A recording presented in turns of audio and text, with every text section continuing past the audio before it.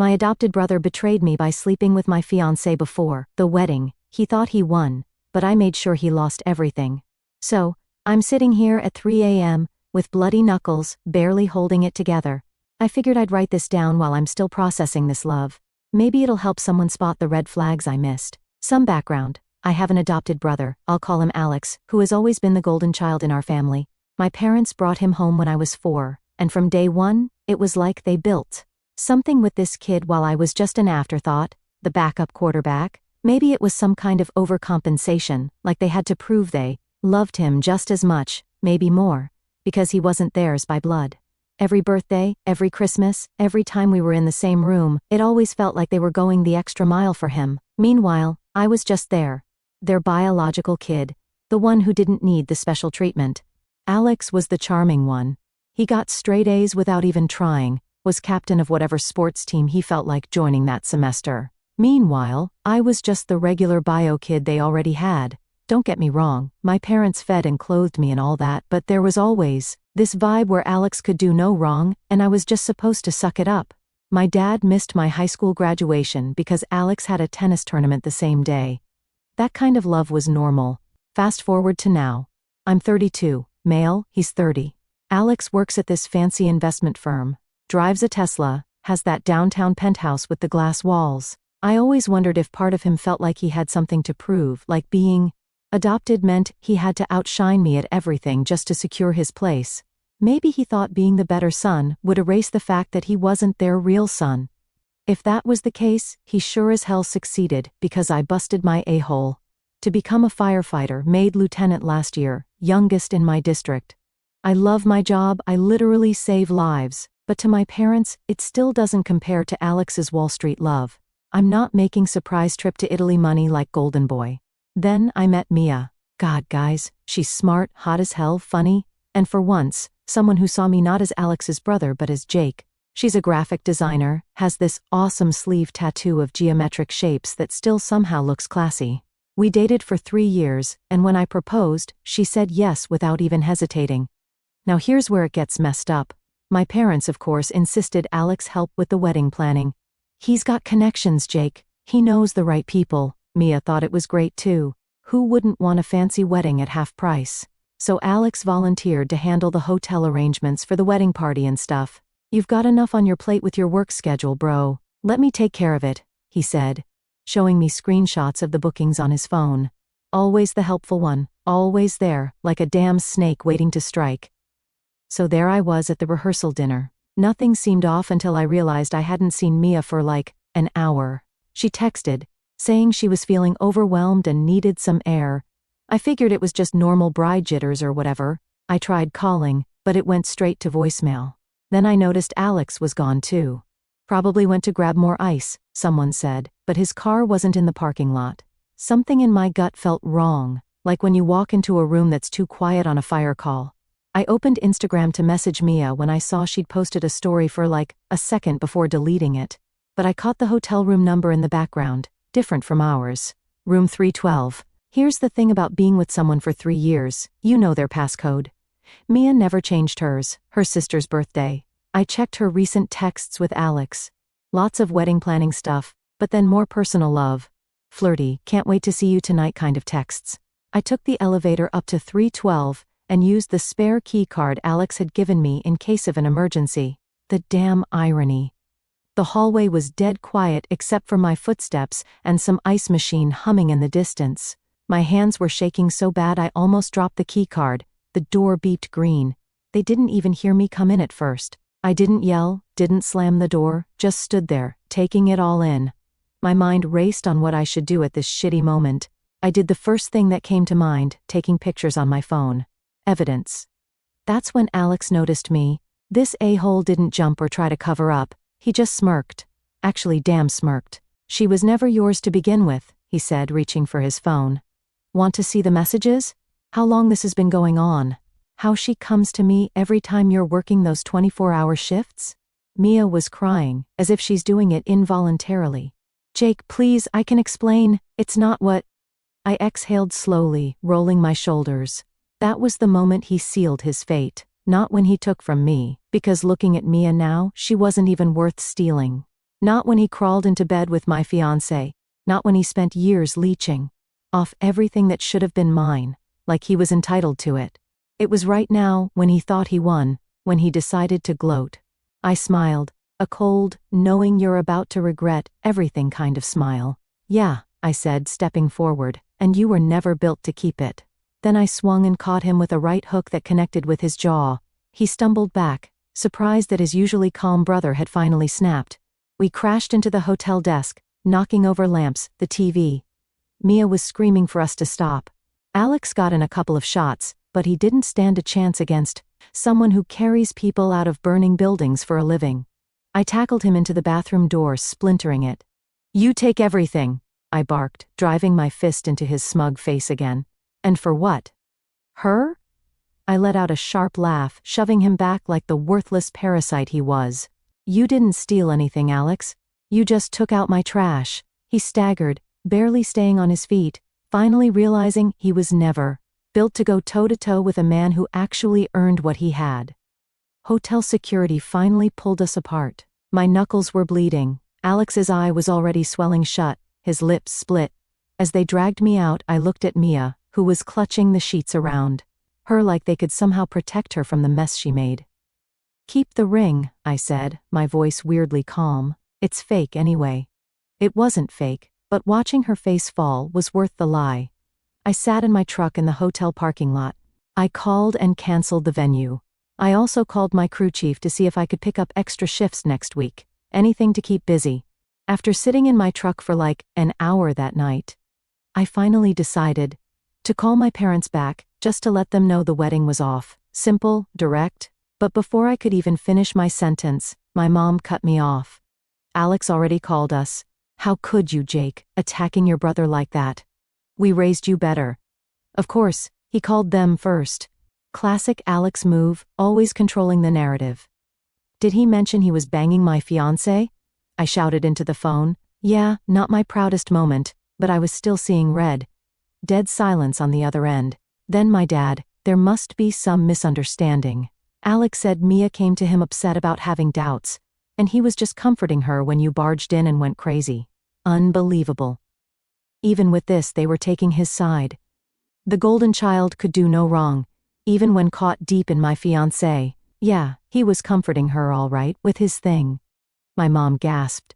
My dad told me I was being vulgar and irrational, and to come over tomorrow when I'd calmed down. I hung up. I sat there, gripping my phone so hard my fingers ached. My head was pounding, my heart still slamming in my chest. But I wasn't even sure if it was anger anymore. It felt like I was free-falling, like my entire life had just split down the middle, and I had no idea where I was going to land. Mia was gone. The wedding was off. My parents predictably took Alex's side, and Alex was probably sitting somewhere smug, knowing he got away with it again. How long? That question was eating at me. How long had this been going on? Was it just some spur-of-the-moment betrayal, or had I been a joke to them for months, years? Did he always have his sights on whatever was mine? And then another thought hit me, one that made my stomach turn. Was Mia the first? I ran through every serious relationship I'd ever had, every girl I ever trusted, and a sick feeling crawled up my spine. Alex had always been charming, always the center of attention, and I never thought twice about it until now. I needed to know. I scrolled through my contacts, found a number I hadn't used in years, Alex's ex, and hit call. She answered. Who's this? Rebecca, it's Jake. A pause then. Why are you calling me? Straight to the point. I need to ask you something about Alex. Rebecca scoffed. No, you really don't. It's important. I forced the words out, my throat dry. I need to know, when you two were together, did he ever cheat on you? That got another sharp laugh, but there was no humor in it. You're calling me out of nowhere after 2 years to ask if Alex was faithful? I don't know what kind of mess you're in, but I'm not part of it. I have nothing to do with him anymore. It is your business. My voice came out harsher than I meant it to, but I didn't care. He was sleeping with Mia. Silence. When Rebecca finally spoke again, her tone was clipped. That's awful, but it's not my problem. You were with him for 3 years, I pushed. You just suddenly broke up, no explanation. Was it because of something like this? Rebecca exhaled sharply, like she was trying to hold back something bitter. Jake, I don't owe you anything. You should have figured out the kind of guy your brother is before he wrecked your life, not after. I'm just trying to understand, I said. I need to know if this is who he's always been. There was a long pause, then flatly she said, "Move on," and she hung up. I stared at the screen, a wave of anger rolling through me. She knew something, I could feel it, but she wasn't willing to say it. Fine. I didn't need her. I still had a job to do. I shoved my phone in my pocket, turned the key in the ignition, and pulled out of the lot. I decided to go to my parents' house first thing in the morning to show them exactly what their golden child had done. The next morning, as I was about to head out again, my phone rang, and it was Rebecca. I picked up, bracing for another shutdown, but her voice was different. "Jake, I'm sorry about yesterday. I didn't know. I didn't say anything, just waited." She took a breath. "There's something you should know about Alex. Can we meet?" We agreed to meet at this 24-hour diner I go to sometimes after rough shifts. When I got there, Rebecca looked different than I remembered. She seemed more confident, but also kind of nervous. "I wasn't going to say anything," she started, fidgeting with her coffee cup, "but after what he did to you and Mia, you deserve to know." She pulled out her phone and showed me pictures of a little boy, maybe 18 months old. Cute kid, curly hair, big eyes. "This is Connor, your nephew." I stared at her, not understanding at first. Then it hit me like a ladder falling off the truck. "Alex has a son? Why would he hide that?" Rebecca laughed, but there was no humor in it. "Because he wanted nothing to do with him. When I told him I was pregnant, he said it would ruin his image, and offered to pay for an abortion. When I refused, he made me sign an NDA as part of a support agreement. I get monthly payments as long as I never tell anyone he's the father, especially not your parents." I looked closer at the photos. The kid had the same dimple on his right cheek that Alex has. "Holy love," I said. "There's more," Rebecca said, scrolling through her phone. "Screenshots of conversations, emails where he talks about other women while we were together, including some from Mia that started 6 months ago. 6 months Mia and I were already engaged by then. We were looking at damn wedding venues." "Why are you showing me this now?" I asked. "Because I'm tired of the lies, and because your family deserves to know what kind of person he really is." She hesitated. "There's something else you should know. Alex has been taking credit for your work at the fire department." I blinked. "What? How? You know Tony at your station, the one with the podcast about extreme sports?" "Tony, the guy who always seemed too interested in my ideas at shift meetings. Alex and Tony play racquetball together. Tony's been feeding Alex all your fire safety protocols and community outreach ideas. Alex has been presenting them to the city council as his own consulting work. That's how he landed that city contract last year with your shelter improvement plan." My head was spinning. The golden child had built his kingdom on lies, and I had the evidence to burn it all down. "What are you going to do?" Rebecca asked. I smiled, the kind of smile you get when you're about to hit back for the first time in your life. "I'm going to introduce my parents to their grandson." The next morning, I asked Rebecca if she'd be willing to come with me to my parents' house. She was nervous about breaking the NDA with Alex, but I had a workaround. "What if I'm the one who tells them?" "You're just there to confirm." She thought about it, then nodded. "I think that works." So, Sunday evening, we showed up at my parents' suburban home, the same one where they have a trophy case dedicated to Alex's achievements, while my fire department commendations are stuffed in a drawer somewhere. When my mom opened the door and saw Rebecca, she looked confused. "Rebecca, what a surprise! We haven't seen you since—" "Well, it's been a while." "She's with me, Mom," I said, walking in. My dad was in his usual armchair, watching golf. He looked up, frowning when he saw my still bruised knuckles. "Jake, if you've come to apologize to your brother, he's not here." "I know. That's why I came now. There's something you both need to know." I motioned for Rebecca to sit. I pulled up the first photo of little Connor and handed my phone to my mom. My dad leaned over to look. "What a cute baby," my mom said, confused. "Whose child is this?" "Your grandson," I said flatly. "Alex's son."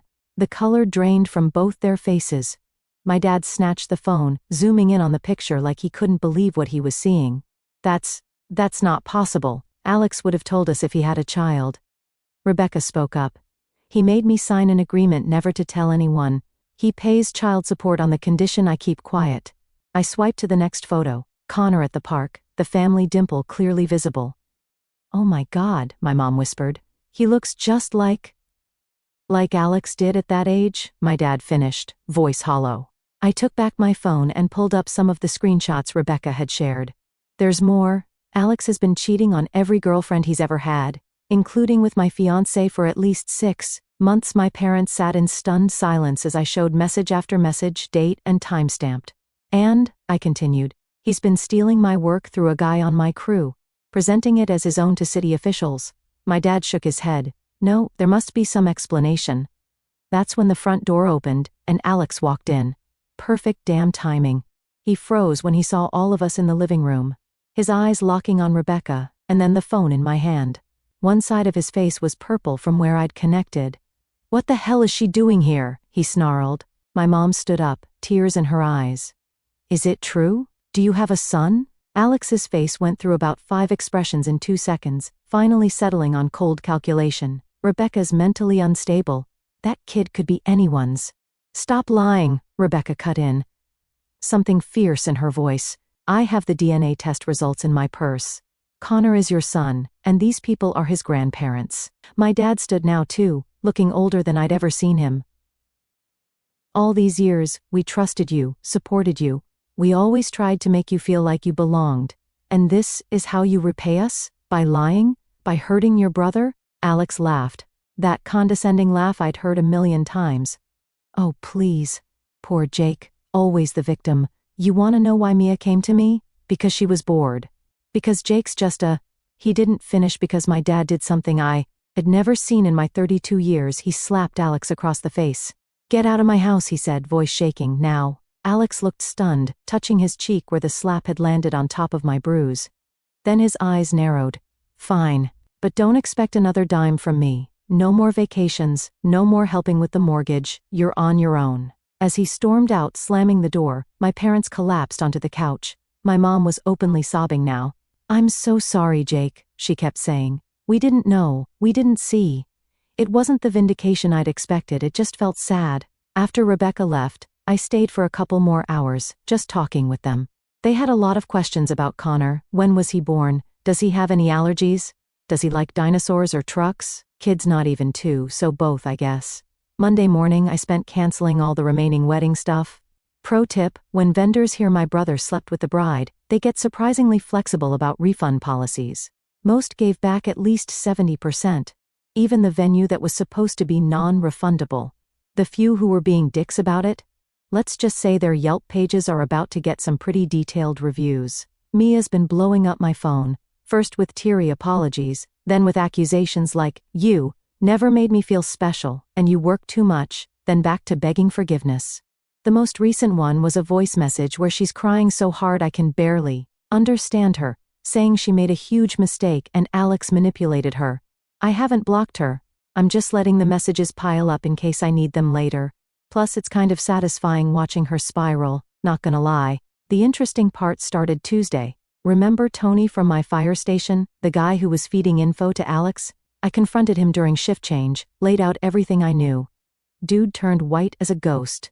I didn't know he was using you like that, he stammered. He just asked casual questions about your schedule, your policies, said he was proud of his brother's work. Save it, I told him. You've got 2 options. Help me take him down properly, or I go to the chief today about how you've been sleeping through night shifts and swapping coverage without logging it. Tony chose option 1. Smart guy. With his help, I compiled evidence of all the times Alex had used his connections to get special treatment, including the consulting he did for the fire marshal's office, where he basically took my safety improvement suggestions from family dinners and presented them as his own to city officials. I sent everything directly to the ethics committee at Alex's company with timestamps, showing these were my ideas that predated Alex's innovations by months. Included a nice little note about how he'd been billing the city for expert consulting on fire safety protocols developed by an actual damn firefighter. But I didn't stop there. Remember how Alex was so insistent on handling the hotel arrangements for the wedding? Turns out, he put everything on the company card. The premium suites. The champagne, all of it, filed as client entertainment expenses. The corporate fraud cherry on top of the intellectual property theft. By Wednesday morning I got a call from Rebecca. She was crying but happy tears this time. They called me, she said.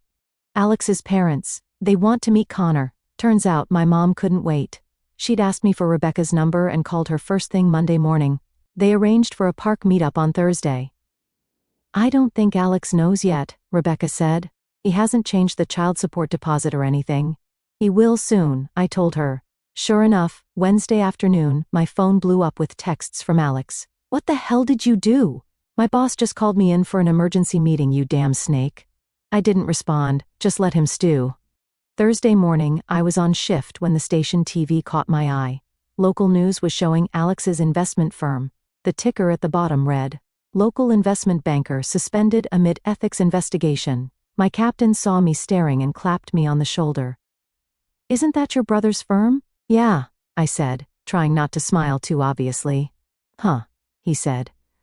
World's full of love trying to cut corners. Then he narrowed his eyes at me. You look way too happy about this. This have anything to do with your wedding getting cancelled? I just shrugged. Cap's a smart guy. He figured it out and laughed. Remind me never to piss you off, Lieutenant. That day, Mia showed up out of nowhere at the station. She looked like hell. Puffy eyes, hair a mess, that whole feel sorry. For me look she probably practiced in the mirror before coming. 2 minutes, she begged. Please, Jake. I made a horrible mistake. I didn't say anything, just turned and walked toward my truck. If she wanted to talk, she could do it where my crew wouldn't have to watch. She trailed after me desperate. I don't know what I was thinking, she started. Alex was just so attentive, always there when you were working those 24-hour shifts, 48-hour shifts I cut in. If you're going to blame my job for you cheating, at least get the schedule right. She flinched but kept going. That's not what I meant. I got caught up in the attention. He made me feel special, but it wasn't real. What we had was real. I want to fix this. Too late, I said, voice flat. You made your choice. Live with it. Please. She was crying now, hands shaking like this was some kind of dramatic movie scene. I'll do anything. We can postpone the wedding, go to counseling. My phone buzzed with a news alert. I checked it and smirked before turning the screen toward her. Investment. Banker fired over ethics violations and corporate fraud. The blood drained from her face. Is that Alex? Yep. Guess his career's over. No more penthouse, no more Tesla. Hope it was worth it. Her mouth opened, then closed. But he said it was just a misunderstanding, that they were jealous of his success. I let out a sharp laugh. You believe that? The guy who lied about having a kid? The guy who screwed his own brother's fiancée? And you thought he was honest with you? Her eyes snapped to mine, confused. Wait, what? I laughed. You didn't know? Her breathing hitched. Alex has a child? I pulled out my phone again, scrolled to the picture Rebecca sent me, and held it out. A curly-haired toddler smiling at the camera. Meet Connor, your ex-fiancé's nephew. She stared at the screen, her face going through about 5 different emotions in 2 seconds. He lied to me. Her phone rang, Alex's name flashing on the screen. She hesitated, then declined the call, her hands trembling. What should I do? She asked. I snorted. Not my problem. I yanked open my truck door and climbed in. But, if I were you, I glanced at her one last time, I'd be careful. A guy who's lost everything? He's got nothing left to lose. I didn't wait for a response, just pulled out and left her standing there in the parking lot, looking completely wrecked. I didn't care. This wasn't my mess anymore. As I walked back into the station, I ran into Erin, one of the paramedics I'd known for years. She had this way of making the worst days feel manageable, like she carried an invisible weight for everyone else. You good? She asked, glancing at Mia still standing outside like some tragic movie heroine. I exhaled. Yeah, just took out the last piece of trash from my life. She snorted. About time. Then, after a beat, you ever going to let me buy you a drink, or are you still on your lone wolf trust no one love? I blinked. I hadn't even considered dating again, but the way she said it, like it was just a normal thing, no pressure, felt different. Give me a couple weeks, I said, half joking. She smirked. You've got one. And then she was gone, leaving me standing there, suddenly wondering if moving on didn't have to be so complicated. And as it turned out, Alex's mess was only getting started. Remember how his company fired him for ethics violations and fraud? Turns out, that was just the beginning. The ethics committee didn't just fire him. They reported him to the Financial Regulatory Board, His broker license is being reviewed, which basically means he's unemployable in his field. The fancy corporate credit card is gone, and apparently, he was living pretty much paycheck to paycheck despite the high salary. Lots of debt, minimal savings. I know all this because my parents have been getting regular updates from him, mostly desperate calls asking for money. They've been keeping me in the loop, which is a new and weird experience. For once, I'm not the last to know family news. Meanwhile, Mia's been on her own spiral. She lost her job at the design firm, not because of any scandal but because she stopped showing up after our wedding was called off. Her roommate, who was supposed to be a bridesmaid, reached out to me last week. Apparently, Mia's been crashing on the couch, crying constantly, and refusing to look for new work. She keeps saying she's going to fix things with you, the roommate told me. I told her to move on, but she's not listening. I blocked Mia's number after that, not dealing with that level of delusion. But the real love hit the fan last night. I was at home, watching the hockey game, when someone started pounding on my door around 11 p.m. I checked the peephole and nearly fell over. It was Alex, looking like absolute hell. He had a fresh black eye, his clothes were wrinkled, and he reeked of cheap beer. When I opened the door, not exactly the polished investment banker image he used to maintain, he slurred, "Can I crash here?" Trying to push past me, I blocked the doorway. "What happened to your eye?" He touched it, like he'd forgotten it was there. Ran into one of Mia's friends at a bar. Guy sucker punched me. "And you're here because..." "Got evicted yesterday. Been staying at a motel but my card got declined." The pathetic part is, he wasn't even trying to sound sympathetic, like he genuinely expected I'd just let him in after everything. "Not happening," I said, starting to close the door. He stuck his foot in the gap. "I'm your brother." I let out a cold laugh. "You're not my brother. You're just some kid my parents picked up and decided was more important than me." His face twisted, but I didn't let him get a word in. "You want to talk about family? A real brother doesn't stab you in the back. A real brother doesn't steal from you, doesn't sleep with your fiancée, doesn't make a career off your work. You're just a liar, a fraud, and now a homeless piece of love." His mouth opened and closed, like he wanted to argue but didn't know where to start. He settled on sheer entitlement. God, are you still on that? It was weeks ago. He actually sounded annoyed, like I was being unreasonable for not letting it go. I shoved his foot out of the way with my own. "Go crash with one of your banker friends. Or Mia." His face changed then. "Mia won't answer my calls. None of my friends will. And Dad hung up on me." I raised an eyebrow. Wow, it's almost like actions have consequences. That's when he switched tactics, his voice getting all soft and pitiful. "I need help, Jake. I think I have a problem with substances." Christ, this guy, always the victim. "You have lots of problems, Alex. None of them are my responsibility." "Where am I supposed to go?" he whined. "There's a shelter on 10th and Pine. I helped set up their fire safety system last year. Tell them Lieutenant Reeves sent you." His face contorted in disgust. "A shelter? I'm not some bum." "Could have fooled me," I said and slammed the door in his face.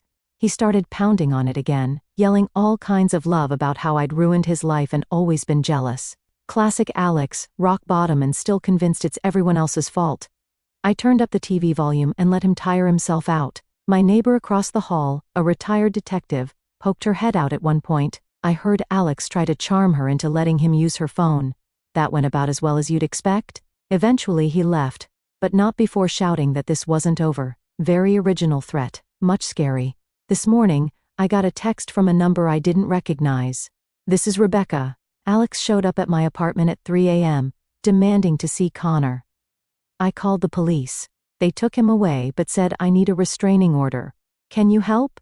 So that's where I'm headed now, the courthouse downtown, to help Rebecca file paperwork. My buddy from the academy is a sheriff's deputy now, and he said he'd help fast-track it.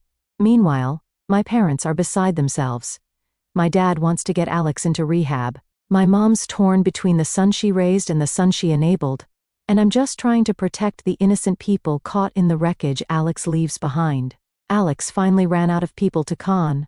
The golden child routine doesn't work when there's nothing left to take. And while I'm not sitting here reveling in his downfall, I'm not losing sleep over it either. He made his choices. He burned every bridge, took what wasn't his, and now he's standing in the ashes, wondering why no one's offering him a way out. Actions have consequences, and I'm making damn sure he feels every single one. Some lines you don't cross. Sleeping with your brother's fiancée? That's at the top of the list. And I'm not going to lie, I felt kind of empty after reading that text from Rebecca, but a few minutes after I put my phone down, another text came in. Aaron, hey Lieutenant, your week's up. Still want that drink? I smirked, shaking my head as I typed back. I owe you one, don't I? 3 dots then, damn right. Friday at 7. Don't be late. For the first time in a long time, I wasn't thinking about the past. I wasn't stewing over betrayals, canceled weddings, or family loyalty that was never really there. I was just a guy making plans with someone who saw me for who I was. And maybe, just maybe, that was the best revenge of all. Thanks for coming along for the ride, guys.